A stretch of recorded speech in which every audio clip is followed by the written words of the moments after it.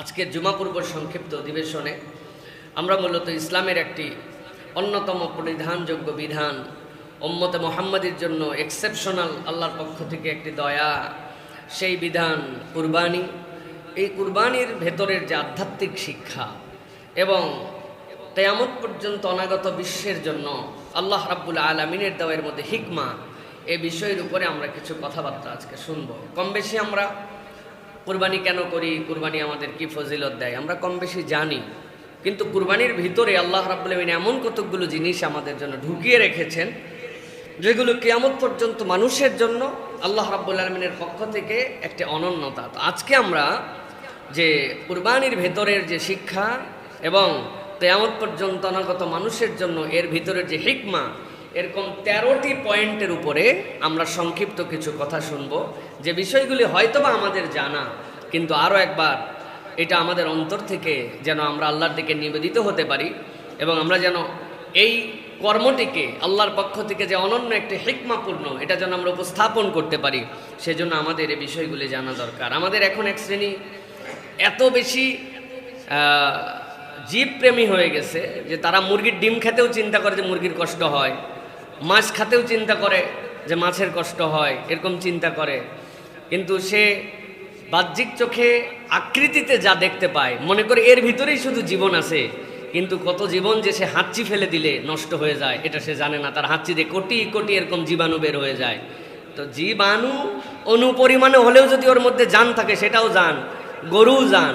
তো এই জান প্রেমীরা গরুর ক্ষেত্রে দেখতে পায় অনেক কিছু, কিন্তু অন্য ক্ষেত্রে দেখতে পায় না। তাতে বোঝা যায় এদের চোখের চশমার কালার ভিন্ন, ঠিক না ভাই? এই জন্য আমরা আজকে কুরবানির গুরুত্ব এবং শিক্ষা, যে 13টি পয়েন্টের আলোকে আমরা আমাদের আল্লাহ রাব্বুল আলামিনের দেওয়া বার্তাগুলি আশা করি আমরা পরিষ্কারভাবে বুঝতে পারবো। তার প্রথম বিষয় হচ্ছে যে কুরবানি আমরা কেন করি।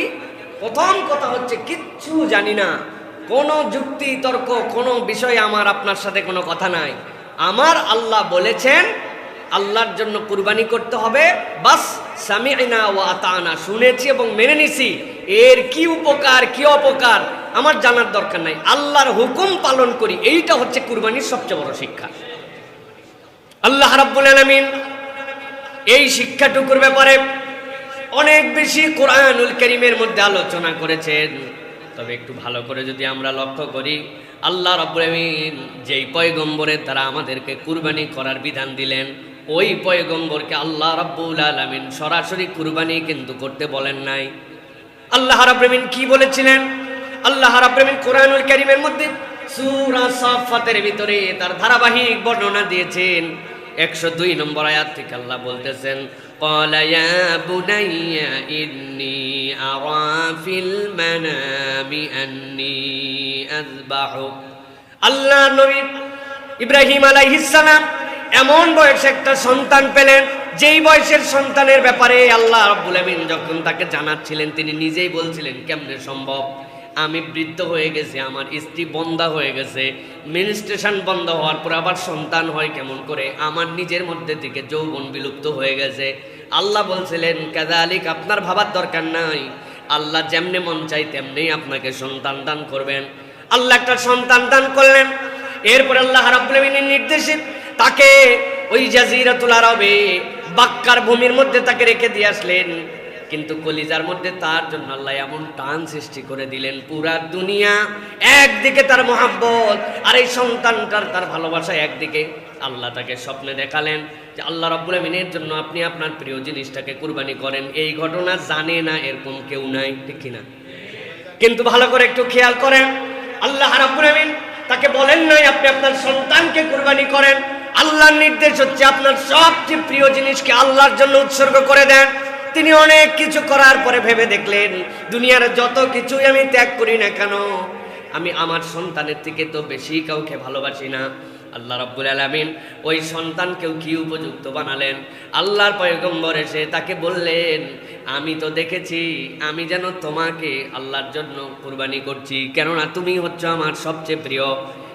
দুনিয়ার বুকে যেই সন্তানেরা নিজেদেরকে ইব্রাহিমের সন্তান হিসাবে, জাতির পিতা হিসাবে ইব্রাহিম আলাইহিস সালামকে মেনে নিবে, প্রত্যেকটা সন্তানের জন্য পিতার কাছে কেমন অনুগত হতে হবে, আল্লাহ রাব্বুল আমিন ইব্রাহিম আলাইহিস সালামের সন্তানের দ্বারা এই বার্তাটাও আমাদের কাছে পৌঁছাইছেন।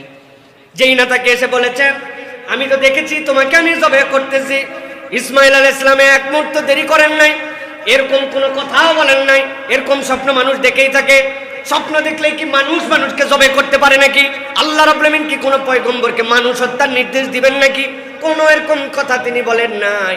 এক বাক্যে আল্লাহ রাব্বুল আমিন তার ভিতরে এই বার্তাটুকুকে জাগরুক করে দিয়েছিলেন যে ইব্রাহিম আলাইহিস সালাম আল্লাহর পয়গম্বর যেটা স্বপ্ন দেখে সেটা কেবল স্বপ্ন নয়, সেটাও আল্লাহর প্রত্যাদেশ। সুবহানাল্লাহ। সাথে সাথে তিনি বলে দিলেন, ফানজুর মাযা তারা قال يا أبت افعل ما تؤمر ستجدني إن شاء الله من الصابرين। আল্লাহ বললেন, আমার ইসমাইল ইব্রাহিমের মতোই তো সে আনুগত্যশীল। সাথে সাথে বাপকে বলে দিল, যা স্বপ্ন দেখেছেন তাই বাস্তবায়ন করেন, আপনি আমাকে অস্থির দেখতে পাবেন না। আমার আব্বা বাধ্য করে ধরে বেঁধে আমাকে আপনাকে আল্লাহর জন্য কুরবানি করতে হবে না। আপনি দেখবেন আমি আল্লাহর জন্য কুরবানি হওয়ার জন্য সবরকারীদের অন্তর্ভুক্ত থাকব। আপনি আল্লাহর হুকুম পালন করতে দেরি করেন না, আমি মানার জন্য প্রস্তুত আছি। আল্লাহ রাব্বুল আমিন এরপরে বলছেন, এই কথা বলেই আমার ইসমাইল থেমে যায় নাই। আল্লাহ বলছেন, ফালাম্মা আসলামা ওয়া তাল্লাহু লিল জাবিন। এই কথা বলে থেমে যায় নাই, দুইজনে আত্মসমর্পণ করলো। একজন কাত হয়ে শুয়ে পড়লো খানায় কাবার দিকে, তার মুখটা আর শুয়ে গেছে বাপকে পালন করার জন্য। আমার বাপকে আল্লাহ রাব্বুল আমিন যে দায়িত্ব দিয়েছেন সেইটা তিনি যেন পালন করে। আল্লাহ বলছেন দুইজনে আত্মসমর্পণ করে ফেললো, একজন কাত হয়ে শুয়ে পড়লো। আল্লাহ বললেন, আল্লাহ এই পর্যন্ত দেখার সাথে সাথে ইব্রাহিমের জন্য আসমান থেকে ডাক দিয়ে দিলেন। আল্লাহ বললেন, ও ইসমাইল, ও ইব্রাহিম, তোমাদেরকে আল্লাহ রাব্বুল আমিন যেই পরীক্ষা দিয়েছিলেন, যে আদেশ দিয়েছিলেন, তোমরা ওই আদেশ এখনো বাস্তবায়নের সরাসরি করো নাই, কিন্তু তোমাদের অন্তর সমর্পিত হয়ে গেছে। তোমার সন্তান শুয়ে গেছে, একটা কথাও বলে নাই। আল্লাহ ডাক দিলেন, ওয়ানাদাইনাহু আইয়া ইব্রাহিম قد صدقت الرؤيا إنا كذلك نجزي المحسنين। আর কুরবানি সরাসরি তোমাকে করতে হবে না, তোমাদের এই সমর্পণই আল্লাহ কবুল করে নিয়েছেন। আর কেবল তোমাদের সমর্পণের দ্বারাই আল্লাহ কিয়ামত পর্যন্ত আল্লাহর আদেশের কাছে যে মাথা পেতে দিবে, আল্লাহ রাব্বুল আমিন বলছেন তাদেরকে আল্লাহ মুহসিনের দপ্তরে তুলে সফল বানাইয়া দিবে। আমি আমার সালাতের জন্য দাঁড়াইছি, আমি জানি না আমার সালাত কবুল হচ্ছে কিনা। আমি আমার রোজার জন্য চেষ্টা করেছি, আল্লাহ যা যা নিষেধ করেছেন সেখান থেকে ফেরত চলে এসেছি। আল্লাহ বলেছেন হারামের সাথে সম্পর্ক রাখা যাবে না। আল্লাহ বলেছেন ব্যবসা করলে তুমি সুদের কারবারে যেতে পারবা না। আল্লাহ, আমি আমার সালাতে দাঁড়াইছি, কিন্তু আমার মন তো সালাতে সব সময় থাকে না। আই রাব্বুল আমিন যেমনে তোমার জন্য নিবেদিত হতে হবে তেমনে তো পারি না। রোজা তো রাখি আল্লাহ, কিন্তু আমার অন্তরের কল্পনার থেকে তো রোজার আমার গুনাহ দূর করতে পারি না। মাঝে মাঝে তো আমার কানও তো আমার গুনার সাক্ষী হয়ে গেছে আল্লাহ। জবান তো হেফাজত করার কথা, কিন্তু জবানও তো রোজার মধ্যে ঠিক মতো করতে পারি নাই। আল্লাহ বলতেছেন ইব্রাহিমের থেকে আমি তোমাদের জন্য জানাই দিলাম, ফালাম্মা আসলামা, তোমার দায়িত্ব হচ্ছে আল্লাহর কাছে আত্মসমর্পণ করে দেওয়া। জবেহ করা লাগে নাই, তোমার আত্মসমর্পণ করার কারণে আল্লাহর বিধান তুমি তার কাছে মাথা নত করে দেওয়ার কারণে আল্লাহ কবুল করে নিতে পারে। এই জন্য কুরবানির 1 নম্বর শিক্ষা কি? 1 নম্বর শিক্ষা হচ্ছে আল্লাহর নির্দেশ প্রতিপালন করার ক্ষেত্রে কোনো ডান নাই বাম নাই, জিজ্ঞাসা নাই, বুঝলাম কি বুঝলাম না, এগুলার কোনো 1 পয়সাও ভ্যালু নাই। আমার আল্লাহ বলছেন ওটাই শেষ কথা, ঠিক কিনা?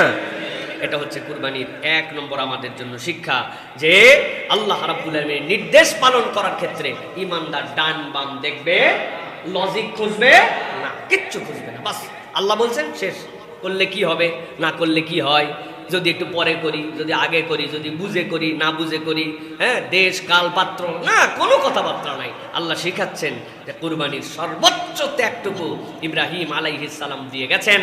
আল্লাহ রাব্বুল আলামিন ইসমাইল আলাইহিস সালাম দ্বারা তারা সেটা দেখাই দিয়ে গেছেন।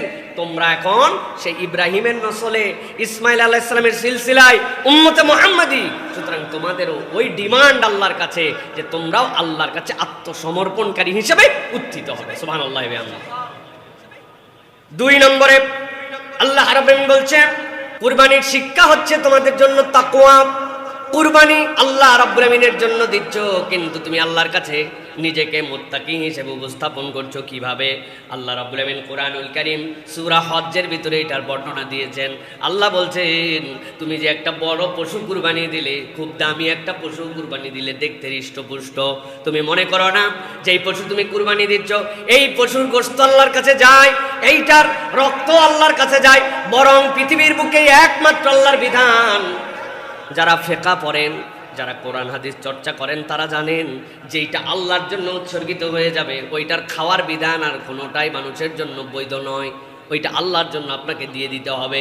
কিন্তু এক্সেপশনাল বিধান হচ্ছে এই কুরবানি, যেটা আপনি বলেছেন আল্লাহুম্মা লাকা ওয়া মিনকা, আল্লাহ তোমার জন্যই দিচ্ছি, তোমার দেওয়ার সম্পদ দিয়ে আমি নিবেদন করছি। কিন্তু জবে হয়ে যাওয়ার সাথে সাথে আল্লাহ সেটা আবার আপনার জন্য বৈধ করে দিচ্ছেন, আপনি সেটা উপভোগ করতে পারেন। কিন্তু আল্লাহ বলছেন তার মানে এটা মনে করো না আল্লাহর জন্য তুমি যে নিবেদন করছো এটা আল্লাহর কাছে এই গোশত পৌঁছায়, এই রক্ত পৌঁছায়, এটা আল্লাহর কাছে পৌঁছায় না। আল্লাহ কেন তোমার থেকে এটা নেন? আল্লাহ বলছেন লা ইয়ানালাল্লাহু লুহুমুহা ওয়ালা দিমাউহা ওয়ালাকিন ইয়ানালুহুত তাকওয়া মিনকুম কাযালিকা সাখখারাহা লাকুম লিতুকাব্বিরুল্লাহা আলা মা হাদাকুম ওয়া বাশশিরিল মুহসিনিন। আল্লাহ বলছেন আল্লাহর কাছে গোশত পৌঁছায় না, আল্লাহর কাছে রক্ত পৌঁছায় না, আল্লাহ তোমাদের মনের তাকওয়াটা দেখতে চান। সুবহানাল্লাহ। আল্লাহ আমার মনের তাকওয়া কেন দেখতে চান? আল্লাহ রাব্বুল আলামিন বলছেন এটা তোমাদেরকে আমি বশ করে দিয়েছি, তোমার সাধ্যের মধ্যে ছিল না যে তুমি এটাকে বশ করবা, তোমার অধিভুক্ত করবা। রব্বুল আমিন তার ফিতরাতের মধ্যে, তার জেনেটিক্সের মধ্যে আল্লাহ ঢুকায় দিয়েছেন, সে তোমার অনুগত হয়ে গেছে। কেমনে তুমি তাকে অনুগত করবে সেইটা টেকনিক আল্লাহ তোমাকে দান করে দিয়েছেন। আল্লাহ বলছেন এই জন্য দিলাম যাতে আল্লাহ তোমাদের পথ প্রদর্শন করে দিলেন, এর উপরে যেন আল্লাহর মহত্ব ঘোষণা করতে পারো। সুবহানাল্লাহ। এই জন্য আল্লাহ রাব্বুল আমিন বলতেছেন কুরবানি তোমার দিলের থেকে আসা লাগবে। এইটা কেবলমাত্র তোমার ওই পশুর সাইজ আর পশুর আকার আকৃতি নয়। বহুবার আমি উদাহরণ দেই বোঝানোর জন্য। 10 লক্ষ টাকা দামের কুরবানি, আরেকজনেরটা 15,000 টাকা দামের কুরবানি। 10 লক্ষ টাকা যে কুরবানি কিনছে, ওই কুরবানির পশুকে বাড়ি পর্যন্ত নিয়ে যাওয়ার খরচ হয়তো 20,000 লাগছে, আরেকজনের কুরবানির সালানি হচ্ছে 15,000 টাকা দামের এক ছাগল। এখন আপনি যদি মনে করেন 10 লক্ষ টাকার কুরবানি আল্লাহ আগে কবুল করে নেবেন, আর 15,000 টাকারটার খবর নাই, আপনি ভুলের মধ্যে আছেন। আল্লাহ দুটাই নিতে পারেন, কেননা আল্লাহর টার্গেট রক্তও না, আল্লাহর টার্গেট গোশতও না। আল্লাহ দেখেন দিল নিয়ে আল্লাহর জন্য কে আসছিল। সুবহানাল্লাহ। বিশাল বড় মাহফিল, হাজার হাজার লোক, আপনি মনে করছেন বিরাট সফল ব্যাপার, দামি বক্তা, সেই রকম আলোড়ন সৃষ্টিকারী আয়োজন, আপনি মনে করছেন সফল না। সফলতা বা বিফলতা আপনার জন্য সংখ্যা দীর্ঘ দিয়ে হয় না। সফলতা বা বিফলতা অন্তর নিয়ে কে আল্লাহর জন্য ডেডিকেটেড ছিল, এইটার দ্বারা হয়। এই জন্য আপনার আমার জন্য দিন শেখাচ্ছে যে আপনার অন্তরটা আল্লাহর জন্য নিবেদিত হয়েছে কিনা। কেননা বাহিরের খবর সবাই জানলেও অন্তরের খবর আল্লাহ ছাড়া কেউ জানে না, ঠিক কিনা? বাইরে আমারে সুফি সদরুদ্দি বলে বাপরে হুজুর ওরে মুত্তাকি, সেই চলাফেরা, বিনয়ী বিনয়ী ভাব, বিনয় ঝরে পড়তেছে, কিন্তু ভিতরটা কটমটা, ভিতরের মধ্যে ভিতরের মধ্যে অহংকার, ভিতরের মধ্যে ভাব, ভিতরের মধ্যে কি হনুরে, এরকম একটা মুড নিয়ে আমি চলাফেরা করতেছি, আছে না নাই? আল্লাহ রাব্বুল আলামিন বলছেন এগুলো একটাও আল্লাহ রাব্বুল আলামিনের কাছে পৌঁছায় না। আল্লাহর কাছে কি পৌঁছায়? আল্লাহ বলছেন আল্লাহর কাছে পৌঁছায় তাকওয়া, আল্লাহর কাছে পৌঁছায় মনের হালত, আল্লাহর কাছে পৌঁছায় তুমি আল্লাহর জন্য কিভাবে নিবেদিত হতে পেরেছো, এইটুকু। এটা গেল তাহলে 2 নম্বর, কুরবানির শিক্ষা হলো তাকওয়া। 3 নম্বর, কুরবানি আমাদেরকে শেখায় অসীম এক আত্মত্যাগ, যেই আত্মত্যাগ মুসলমানরা আল্লাহর কাছ থেকে আল্লাহর জন্য নিবেদিত হওয়ার জন্য শিক্ষা পায়। আল্লাহ রাব্বুল আলামিন এই জন্য নবী সাল্লাল্লাহু আলাইহি ওয়াসাল্লামকে দিয়ে বলেছেন, মানুষের কোনটুকু আল্লাহর কাছে যায়, ইন্নামাল আ'মালু বিন্নিয়াত, তোমার নিয়তটা আল্লাহ রাব্বুল আলামিন দেখতে চান যে আপনি কোন উদ্দেশ্যে দিচ্ছেন। মনের মধ্যে কিন্তু একটু হয়, পাশের বাসার কুরবানিটা বড়, আল্লাহ যা টাকা দিল আমারটা কেমন জানি হলো, হ্যাঁ, নানান কিছু কিন্তু উস্কায়, মনের মধ্যে উস্কায়। আল্লাহ রাব্বুল আলামিন বলছেন, তোমার আল্লাহর জন্য ত্যাগের সবচেয়ে বড় নমুনা হচ্ছে যে তুমি তোমার অন্তরকে জিজ্ঞাসা করে দেখো যে তুমি কি স্যাক্রিফাইস করতেছো, আল্লাহর জন্য কি দিচ্ছ। এটা কুরবানির ভিতরের অন্তর্নিহিত বার্তা। সুতরাং আমার কুরবানি কেবলমাত্র একটা পশু হাতে পাইলাম আর আনন্দ করে জবাই করে দিয়া, হ্যাঁ, কালা ভুনা করে রান্না করে খাইয়ে ফেললাম আর মনে করলাম বিরাট কাম করে ফেলাইছে। বিরাট কাম কিন্তু করি নাই। আপনার আত্মত্যাগ, আল্লাহ রাব্বুল আলামিনের জন্য নিবেদন, এটার প্রত্যেকটা পরতে পরতে আপনার নিয়তের সাথে জড়িত। এলোমেলো হয়ে গেলেই আপনার নিয়ত শেষ। পাশের হাজির সাহেব কিনছে 1 লাখ টাকা দিয়া, আমার ইজ্জত থাকেনি, 2 লাখ টাকা দিয়া কিনালা। এইটা ঢাকাতে আমাদের এটা রেগুলার আমরা দেখি। টাকা পয়সা কোনো ব্যাপার না, ঋণ করুন প্রয়োজনে, কিন্তু ছোট গরু আমি দিবান লয়। উনি ছোট গরু দিবে না, উনি ঋণ করে বড় গরু দিবে। এইটা কি আল্লাহর জন্য নাকি এলাকার জন্য? একটু ভালো করে বুঝলেন একটু। আল্লাহ বলছেন, দেখতে ক্ষুদ্র, প্যাটার্নে তেমন কিছু না, কিন্তু অসীম এক আত্মত্যাগ। তোমার অন্তর পরিশুদ্ধ কিনা 1000 বার প্রশ্ন করতে হবে। কি হালত, কি হালত, কি হালত, শেষ পর্যন্ত আল্লাহ রাব্বুল আলামিন এই জন্য বলছেন, এই কুরবানি তোমাকে শেখায় এই আত্মত্যাগ। ইব্রাহিম আলাইহিস সালাম কি ইসমাঈল আলাইহিস সালাম জব করা লাগছিল? শোয়ানো মাত্র 2 জনের হালত আল্লাহর কাছে পৌঁছায় গেছে। আল্লাহ রাব্বুল আলামিন বলছে, হয়ে গেছে, আর জব দেওয়া লাগবে না। ওয়া তাল্লাহু লিল জাবিন, আল্লাহ ডাক দিয়ে বলছেন, থামো থামো, আর করা লাগবে না, তুমি যে করে ফেলতে এটা তো আমি আল্লাহ জানি। সুবহানাল্লাহি ওয়া বিহামদিহি। সুতরাং কারো কারো কুরবানি পশুর হাট থেকে কেনার সময় কবুল, আর কারো কারোটা পশুর কেনার সময় থেকেই বাতিল। এটা হিসাব করে কিন্তু আমাদের চলাফেরা করতে হবে প্রিয় ভাইয়েরা। 4 নম্বরে, কুরবানি সমাজের মধ্যে ধনী এবং দরিদ্র, এই ধনী দরিদ্র বৈষম্যকে কমাই দিয়া আল্লাহ রাব্বুল আলামিন একটা তাসবিয়া করতে বলেন। আল্লাহ রাব্বুল আলামিন বলছেন, কুরবানি তো দিছো, তোমাদের জন্য হালাল করে দিলাম খাবার, কিন্তু আল্লাহ সূরা হজের 36 নম্বর আয়াতের মধ্যে বলছেন, ফাকুলু মিনহা ওয়া আতইমুল কানিআ ওয়াল মু'তার। আল্লাহ বলছেন, খাও, নিজে খাও, কিন্তু আরো 2টা শ্রেণীকে খাওয়াও। এক শ্রেণী আছে অভাবে তোমার কাছে হাত পেতে দেয়, ভাই একটু কিছু দেন ভাই, তারেও দাও। আর একটা শ্রেণী আছে অভাবে অভাবে জ্বলে পুড়ে যায়, কিন্তু সামাজিক কারণে, চক্ষু লজ্জার কারণে বলতে পারে না। আল্লাহ বলছেন, তুমি একটা মানুষ যদি হও, নিজেকে যদি আল্লাহর কাছে উৎসর্গিত করতে চাও, কুরবানির শিক্ষা হচ্ছে অভাবগ্রস্তকে খুঁজে খুঁজে তার অভাব তুমি পূরণ করে দাও। সুবহানাল্লাহ। আল্লাহ কত সুন্দর করে জন্য বলেছেন, ফাকুলু মিনহা ওয়া আতইমুল কানিআ ওয়াল মু'তার। এমন কতগুলা লোক আছে প্রার্থনাকারী, যারা চায় তোমার কাছে সাহায্য চায়, তাকেও দাও। আবার এমন মানুষ আছে চাইতে পারে না, কিন্তু একটু দেওয়ার দরকার, তুমি খুঁজে খুঁজে দাও। আল্লাহ বলছেন, ইসলামের যে কোনো বিধান আগে সেটা ভোগের জন্য নয়, ত্যাগের জন্য। যখন একটা মানুষ আরেকটা মানুষের প্রতি সিম্প্যাথি নিবে, সমাজের মধ্যে যদি 20% মানুষও কুরবানি করে আর বাকি মানুষ কুরবানি করতে নাও পারলে, এই 20% মানুষ যদি হৃদয়ের মধ্যে এই ভালোবাসাটুকু লালন করতে পারে, ওই সমাজটা এমন ভালোবাসাপূর্ণ হবে যেটা আল্লাহ রাব্বুল আলামিন বলতেছেন আল্লাহর বিধান ছাড়া বাস্তবায়ন সম্ভব নয়।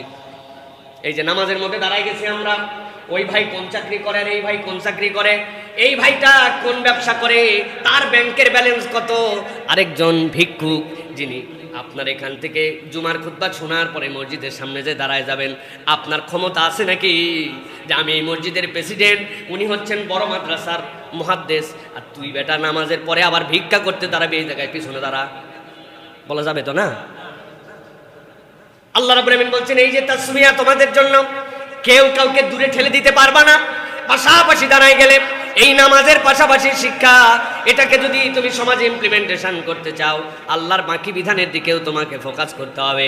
এই জন্য আল্লাহ যত জায়গায় বলেছেন আকিমুস সালাহ ওয়া আতুজ যাকাত, আল্লাহ সব সময় বলেছেন যেই সমাজকে তোমরা সালাত দ্বারা সমতার বিধানে নিয়ে আসতে চাও, ওই সমাজে যদি প্রকৃত তাসবিয়া দেখতে চাও, তাহলে আল্লাহর দেওয়া হুকুম অনুযায়ী অর্থনৈতিক মুক্তি লাগবে। অর্থনৈতিক মুক্তি ছাড়া সমাজের প্রপার কখনো বৈষম্য দূর করা যায় না, ঠিক কি না? আপনি যত লেকচার ছাড়েন, যত ওয়াজ নসিহত করেন, সমাজের চুরি চামারি অন্যায় রাহাজানি এগুলোর অন্যতম একটা কারণ হচ্ছে সমাজের এক শ্রেণী টপে চলে গেছে, আরেক শ্রেণী এত নিচে চলে গেছে যে এই দুইটার মধ্যে সমতা নাই। এই সমতার বিধান লাগবে। আল্লাহ বলছেন কুরবানি এরকম একটা বৈষম্য তোমাদের দূর করার জন্য তোমাদেরকে শেখায়। 5 নম্বরে কুরবানি হচ্ছে আল্লাহ রাব্বুল আলামিনের ভালোবাসা অর্জনের একটা মাধ্যম। আমরা আল্লাহর প্রিয় পাত্র হতে চাই, চাই না? যে আল্লাহর আমি যেন প্রিয় হই। আল্লাহ বলছেন এই প্রিয় হওয়ার একটা উপায় হচ্ছে তোমাদের জন্য, সেটি হচ্ছে কুরবানি। রাসূলুল্লাহ সাল্লাল্লাহু আলাইহি ওয়াসাল্লাম তিরমিজির হাদিসের মধ্যে বলছেন, নবীজি বলছেন মা আমিলা আদামিয়্যু মিন আমালিন ইয়াওমান নাহরি আহাব্বা ইলাল্লাহি মিন ইহরাকিদ দাম। কুরবানির দিনে আল্লাহর কাছে আসমানের নিচে জমিনের উপরে কোনো বান্দা যদি আল্লাহর জন্য কোনো দম করে, আল্লাহর জন্য কোনো পশুকে যদি জবেহ করে দেয়, এর থেকে পছন্দনীয় আমল আল্লাহর কাছে আর কিছু নাই। সুবহানাল্লাহ। আল্লাহ দেখেন আমার বান্দা, আমার দেওয়া সম্পদ, আমি ওই পশুর স্রষ্টা, আমি তার অধিভুক্ত করে দিয়েছিলাম, সে আমার দেওয়ার সম্পদ থেকে কয়টা টাকা কামাই করছে করে আমার জন্য আবার সেটার মধ্যে আল্লাহর জন্য জবে করে দিছে। আল্লাহ রাব্বুল আলামিন বলছেন আসমানের নিচে জমিনের উপরে কুরবানির দিনে কুরবানির থেকে উত্তম কোনো আমল নাই। যারা এই কাজ করে তারা আল্লাহর প্রিয় পাত্র হয়ে যায়। সুবহানাল্লাহ। এই সুযোগ তো প্রতিদিন আসে না, বছরে মাত্র 3 দিন।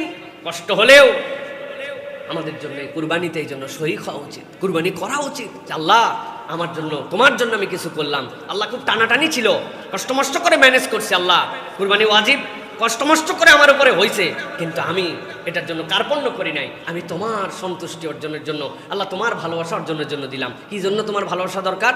আল্লাহ আমার এই বড় একটা ঋণ আছে, আল্লাহ আমার ওই বাচ্চাটা একটু অসুস্থ আছে, আল্লাহ এই প্রবলেমটা সলভ হচ্ছে না, আল্লাহ আমার প্রমোশনটা আটকায় আছে, আল্লাহ আমার ব্যবসার মধ্যে আরেকটুখানি তারাক্কি দরকার, এটা নিজের বাড়ি দরকার, অনেকদিন ধরে ভাড়া বাড়িতে আসি। আল্লাহ তোমার যদি আমি প্রিয় হতে পারি তো তুমি আমার সব দিতে পারো। আমি কুরবানি দিচ্ছি আল্লাহ তোমার প্রিয় হওয়ার জন্য, বাকি জিনিসগুলো তুমি সহজ করে দাও। সুবহানাল্লাহ। আল্লাহ কুরবানির মধ্যে এটা আমাদের জন্য একটা সুযোগ হিসাবে দিয়েছেন। প্রিয় ভাইরা, কুরবানি আরেকটা কি?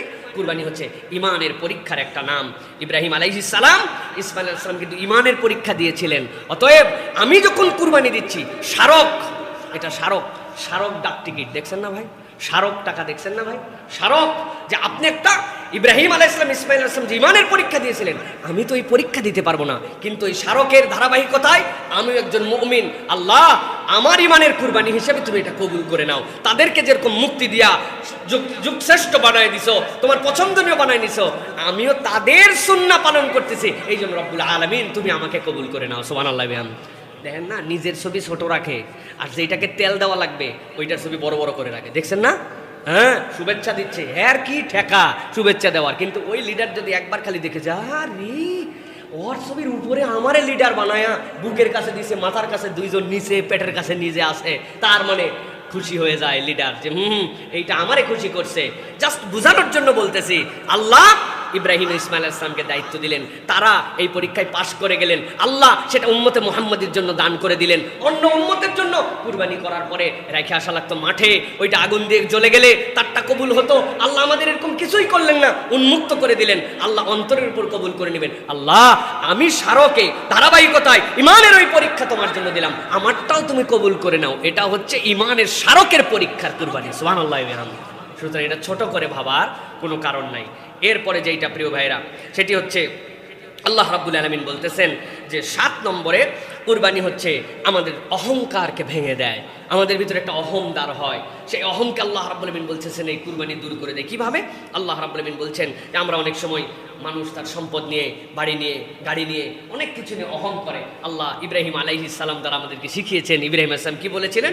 ইন্না সলাতি ওয়া নুসুকি ওয়া মাহইয়ায়া ওয়া মামাতি লিল্লাহি রাব্বিল আলামিন। আল্লাহ রে, আমার জীবন, আমার সম্পদ, আমার সালাত, আমার কুরবানি সব কিছু তো তোমার পক্ষ থেকে, এগুলো সব তোমার জন্য দিচ্ছি।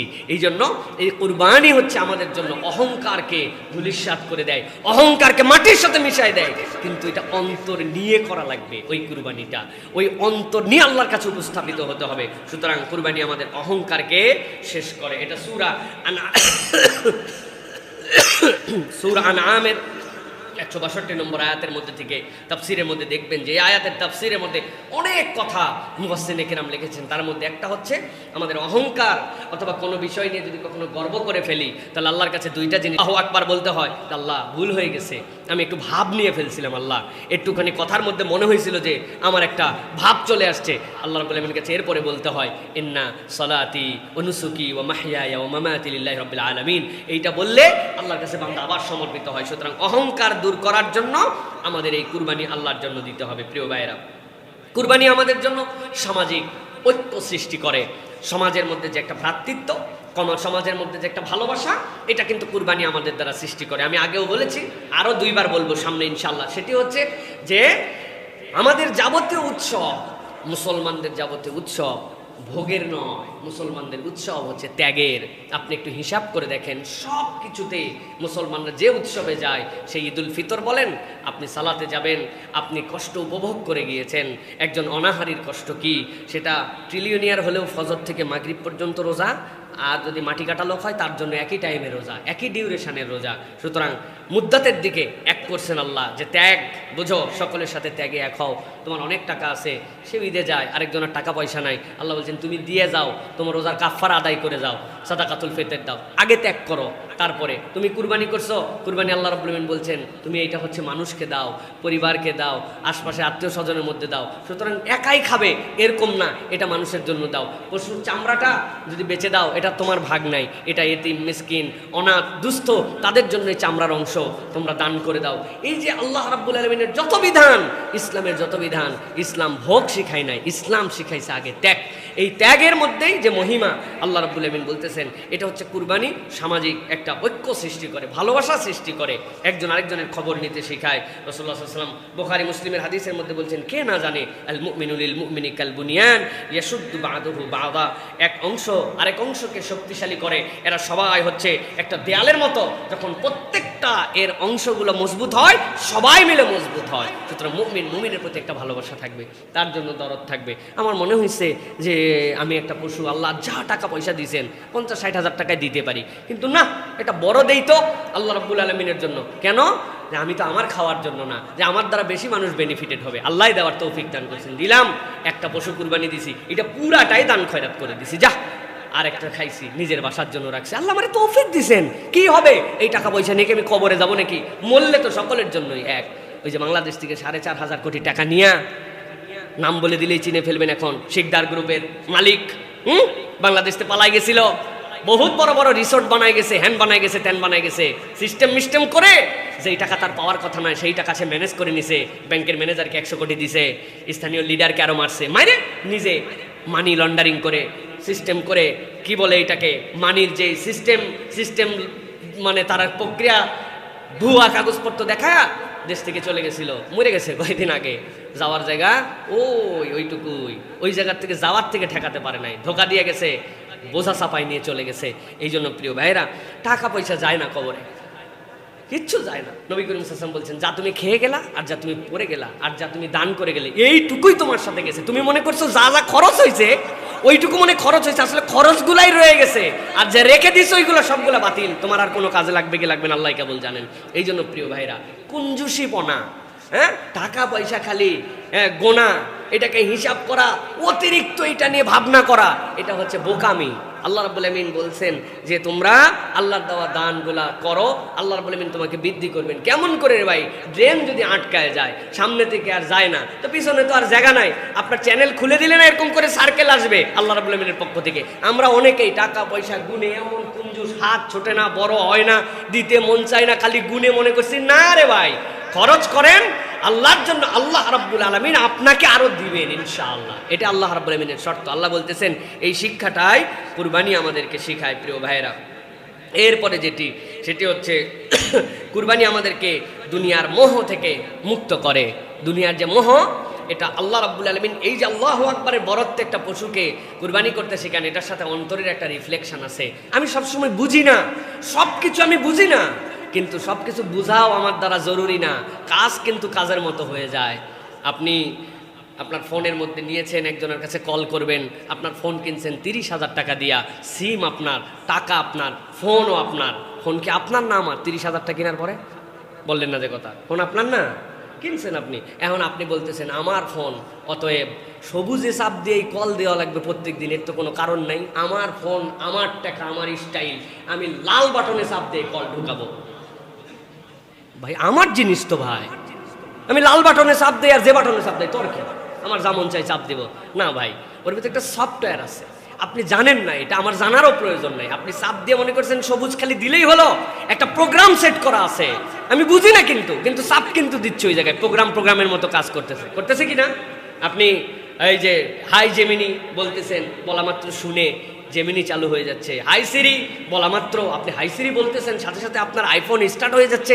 এরপরে call my mom, call my mother, call চলে যাচ্ছে। এটা কি একটা সিস্টেম আছে না নাই?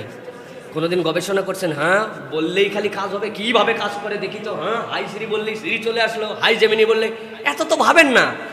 আপনাকে বলার উদ্দেশ্য এতগুলি কথা এইটা, আল্লাহর অনেক বিধান আছে, আপনি বুঝবেন না। আল্লাহ প্রোগ্রাম সেট করে রাখছেন ওইভাবে যে আল্লাহ এর দ্বারা আপনাকে এই নিয়ামত দিবেন। 3 বার ইস্তেগফার পড়ো, 7 বার সূরা ফাতিহা পড়ে ফু দাও, কুল আল্লাহ ফালাক নাস পড়ো, পরে ফু দিয়ে হাত দিয়ে ঘষা দাও। ও ভাই কি হলো কেমনে? 3 এর দাম কি, 7 এর দাম কি? নামাজের পরে 3 বার ইস্তেগফারের মানে কি 33 বার সুবহানাল্লাহ। আপনি বুঝবেন না, এর ভিতরে আল্লাহ প্রোগ্রাম সেট করে রাখছেন, কেমনে কাজ হবে এটা আল্লাহ জানেন। সবকিছু তো আমি দুনিয়ারটাই বুঝি না, আল্লাহটা বুঝতে যাবো কেমনে, ঠিক কি না? আল্লাহ এই জন্য বলতেছেন কুরবানি তোমাকে দুনিয়ার মোহ থেকে মুক্ত করবে। আল্লাহ দুনিয়ার মোহ আমার দূর হয় না, দুনিয়ার পিছেই খালি লেগে আছে। আল্লাহ বলতে কুরবানি দে, তুমি তো দেখলে খালি জব দিলাম, আমার টাকা দেখিনি, আমার একটা, কেমনে আবার মোহ যাবে? কেমনে যাবে? তোমার হিসাব মিলানো লাগবে না, হিসাব মিলাবেন আল্লাহ সুবহানাল্লাহ। এই জন্য এটা বুঝতে হবে যে কুরবানি আমাকে দুনিয়ার মোহ থেকে আমাকে দূর করে। কুরবানি জান্নাতের পথে আত্মশুদ্ধির মাধ্যম। এই কুরবানির দ্বারা আমি যে জান্নাতের পথে যেতে চাই, এটা আমার আত্মশুদ্ধির মাধ্যম। কথা বললে অনেক দীর্ঘ হবে, আমি অনেকগুলা নোট করেছিলাম। নফসের কুরবানি, অহংকারের কুরবানি, হিংসার কুরবানি, হারাম আয়ের কুরবানি, গুনাহের কুরবানি। কি কুরবানি আমি দিচ্ছি? আল্লাহ বিসমিল্লাহ আল্লাহু আকবার বলে আমি পশু কুরবানি দিচ্ছি। আমি কি এইটা হারাম টাকা দিয়ে কুরবানি দিতে পারবো? কথা বলতে হবে, পারবো? আল্লাহর কাছে কবুল হবে? আমি কি এটা অহংকার দেখাই কুরবানি দিতে পারবো? এলাকার কেউ এত বড় দিতে পারে না, দেখ তোদের গুলা সব কি, সব মরা মরা গরু ছাগল নিয়েছে, আমারটা, এটা বললে কি কুরবানি হবে ভাই? হ্যাঁ, হারাম কিনে নিয়ে আসে বিসমিল্লাহ আল্লাহু আকবার জায়েজ বলে সকলকে দান খয়রাত করে দেবো। ভাই আমার নিয়ত এটা না ভাই, খাওয়ার, এলাকার গরিব দুস্থকে দেওয়ার জন্য নিয়ত। এই জন্য ব্যাংকের থেকে ডাকাতি করা পয়সা দিয়া আমি কুরবানি দিচ্ছি, কবুল হবে তো না ভাই? এইগুলো যদি বুঝেন তাহলে এইটাও একটু বুঝেন। নফসের কুরবানি, আমার নফস যা চাই তা দিলে হবে না। আপনার এই কুরবানি অহংকারের কুরবানি, আল্লাহর কাছে অহংকারের পশুর কুরবানি হয় না। আপনার এই কুরবানি হারামের কুরবানি, আল্লাহর কাছে কবুল হয় না। আপনার এটা গুনাহের উপরে কুরবানি, কবুল হয় না। তাহলে আমি গুনাহমুক্ত জীবন চাই কিনা? হ্যাঁ, আমি কি অহংকার মুক্ত জীবন চাই কিনা? আমার কুরবানি তো আমাকে আমার ডাইরেক্ট শিক্ষা দিয়ে দিচ্ছে যে তুমি এই জায়গায় খালি অ্যাপ্লিকেশন করতেছো, বাকি জায়গায় তোমার কোনো খবর নাই। নাকি আমরা চালাকির মধ্যে আছি? হারাম টাকা দিয়ে একজন কুরবানি করছে, করার পরে জবাই করে বলছে কাটাকাটি, বলছে মানে, বলতেছে টাকা হারাম ছিল, গুনার, কুরবানি করা ওয়াজিব, সোয়াব, মধ্যে গোস্ত খাওয়া ফাও। কাটাকাটি গেছে, মধ্যে গোস্ত খাওয়া ফাও। হাসলাম যদিও, কিন্তু বাস্তবতা মিলাই দেখেন আমাদের অধিকাংশের কাম কাজ এইরকমই এখন। আল্লাহ আমাদেরকে বোঝার তৌফিক দান করেন। প্রিয় ভাইয়েরা, এরপরে যেটা বলবো 11 নম্বর, আমাদের ভোগবাদী সংস্কৃতি থেকে বের করতে শেখায়। আল্লাহ কোরআনুল কারীমের মধ্যে বলছেন, আলহাকুমুত তাকাসুর হাত্তা যুরতুমুল মাকাবির কাল্লা সাউফা তা'লামুনা সুম্মা কাল্লা সাউফা তা'লামুন। ও দুনিয়ার মানুষ, প্রাচুর্যের যে তোমাদের আল্লাহ রাব্বুল আলামিন তোমাদের যে প্রতিযোগিতা করার মানসিকতা তোমাদের অন্তরের মধ্যে ঢুকাই দিয়েছেন, আল্লাহ বলছেন এই প্রাচুর্যের প্রতিযোগিতা তোমাদেরকে গাফেল বানায় ফেলছে।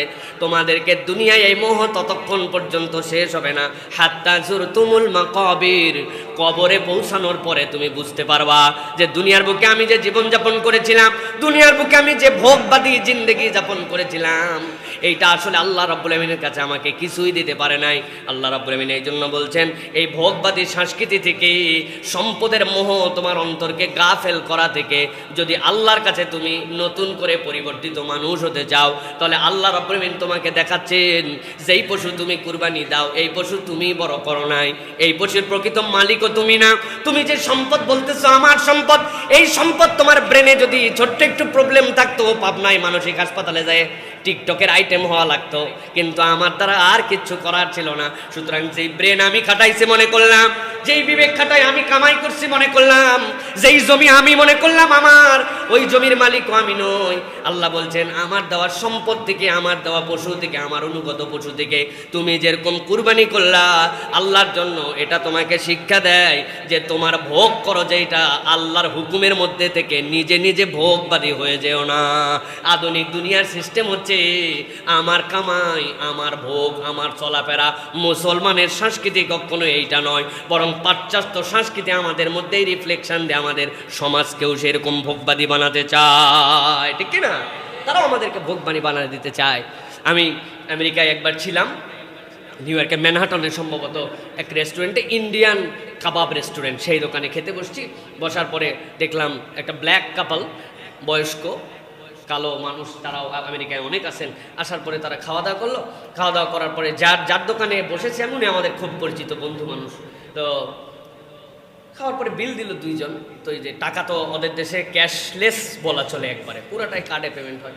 একসাথে খাইলো, একসাথে আসলো, একসাথে বেরোয় গেল, কিন্তু দুইজন দুই কার্ড থেকে দিল। তো আমি কাকতালীয়ভাবে ওনাদেরকে জিজ্ঞাসা করলাম, ভাই একজনের মনে ব্যালেন্স ফুরাই গেছে জন্য কত আন্তরিকতা না, আরেকজন ব্যালেন্স দিয়ে দিল। বলে হারে রাখেন, কিসের আন্তরিকতা, এরা দুইজন হাজব্যান্ড ওয়াইফ, কিন্তু খাইছে, খাওয়ার পরে একসাথে খাইয়ে যার যার বিল সে দিছে।